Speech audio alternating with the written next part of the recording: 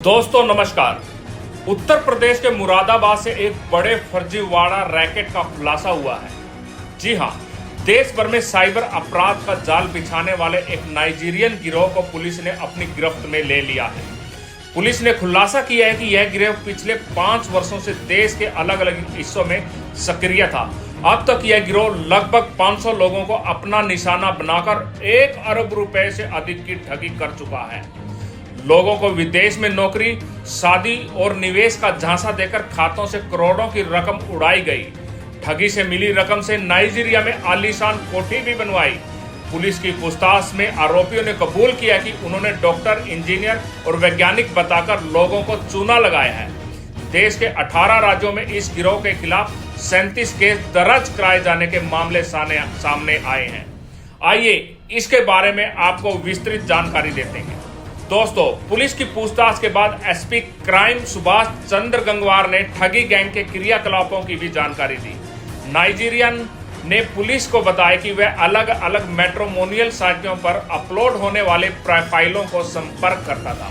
लड़की की प्रोफाइल होने पर वह खुद को उससे बात करता था। लड़के की प्रोफाइल होने पर वह संगीता, सुनीता, ममता या गैंग में शामिल अन्य किसी लड़की से बात कराता था। आरोपी ने अपनी अलग अलग नाम से डॉक्टर, इंजीनियर, वैज्ञानिक और प्रोफेसर के नाम से फर्जी प्रोफाइल आईडी बनाई हुई थी।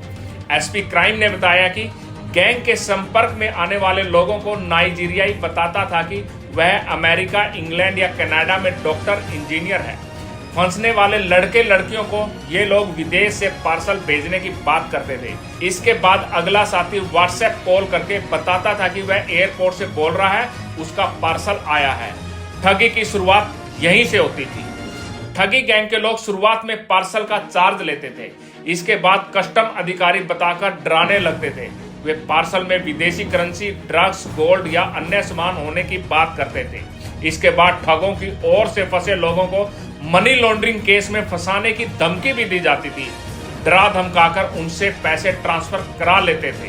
पूछताछ में यह भी इस बात सामने आई है कि जिन खातों में साइबर ठगी की राशि आती थी, उन खातों से पैसे को ऑनलाइन किसी दूसरे खाते में भी ट्रांसफर करा दिया जाता था या फिर उन्हें डेबिट कार्ड से निकाल लिया जाता था। एसपी क्राइम का कहना है कि एनसीआरपी पोर्टल पर जांच करने पर यह सामने आया कि कर्नाटक, महाराष्ट्र, उत्तर प्रदेश, केरल, आंध्र प्रदेश, तमिलनाडु, गुजरात, हरियाणा, मध्य प्रदेश, राजस्थान, दिल्ली समेत 18 राज्यों में 37 शिकायतें रजिस्टर्ड मिली। पकड़े गए नाइजीरियन आरोपी के खिलाफ कर्नाटक के उडुपी में साइबर ठगी में एक केस दर्ज है। ममता और संगीता नेपाल की रहने वाली हैं। वे दिल्ली में रोजगार की तलाश में आई थी। पहले से दिल्ली में रह रही नेपाली नागरिक निर्मला ने दोनों को नाइजीरियन से मिलवा दिया। इसके बाद नाइजीरियन ने ममता और संगीता के दिल्ली एवं नोएडा के पते पर फर्जी आधार कार्ड और पैन कार्ड बनवा लिए। इसके साथ ही दोनों महिलाओं ने अपने और अन्य व्यक्तियों को लालच देकर खाते खुलवाने शुरू कर दिए।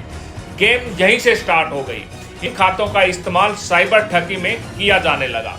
इन दोनों ने मिलकर लगभग 100 लोगों से अधिक के खाते खुलवाकर उनमें साइबर ठगी की रकम मंगवाई गई। नाइजीरियन नेपाल की ममता और संगीता को हर माह लगभग 1.5 लाख रुपए महीने की तनख्वाह देता था। इसके अलावा वह उनके रहने, खाने और अन्य खर्चे भी उठाता था।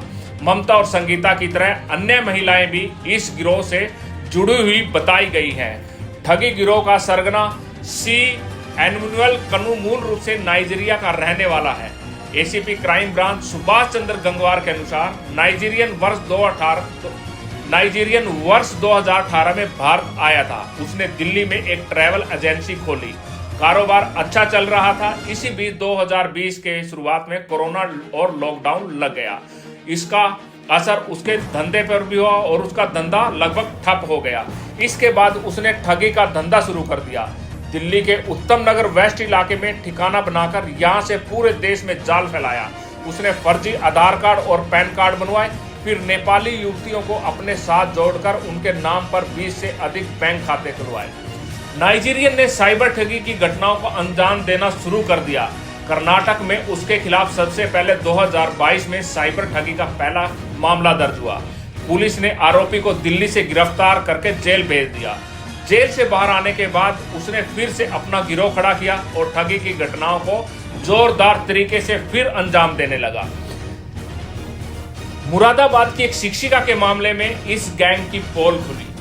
शिक्षिका ने शादी.com पर अपनी प्रोफाइल बनाई हुई थी। इसके तुरंत बाद अमेरिका से डॉक्टर दुल्हा बनकर फोन किया गया। उसने भारतीय युवती से शादी में रुचि दिखाते हुए भारत में ही बसने की बात कही। 2 दिन बाद ही उसने कॉल कर शिक्षिका को अमेरिका से गिफ्ट भेजने की बात कही। इसके बाद एक महिला का फोन शिक्षिका के पास आया। शिक्षिका को उसने बताया कि वह एयरपोर्ट से बोल रही है, उसके नाम से पार्सल आया है, उसमें गोल्ड, अमेरिकी करेंसी और अन्य सामान है। कस्टम अधिकारी बताते हुए महिला ने शिक्षिका से 34,000 रुपए का भुगतान करा लिया। इसके बाद कस्टम अधिकारी ने कहा कि इस पार्सल में सामान जो है वो गैर कानूनी तरीके से आया है।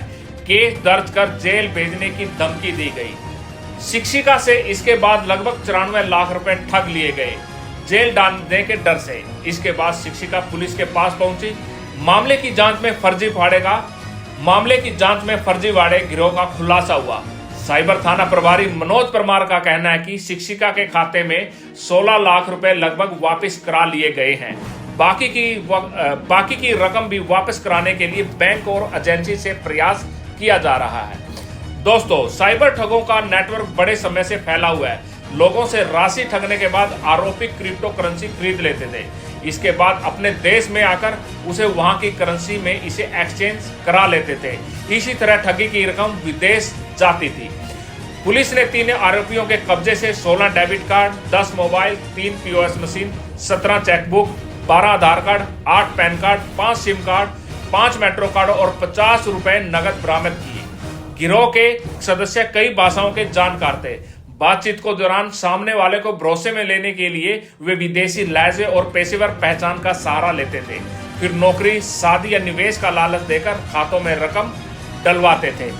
रकम को ठिकाने लगाने के लिए 10% लाभ का झांसा देकर दूसरों के बैंक खातों का भी इस्तेमाल किया जाता था। पुलिस जांच में पता चला कि गिरोह का नेटवर्क भारत के 18 राज्यों में फैला हुआ था। दिल्ली, नोएडा, मुंबई, बेंगलोर, लखनऊ, जयपुर समेत कई बड़ी शहरों में इसकी सक्रियता रही थी।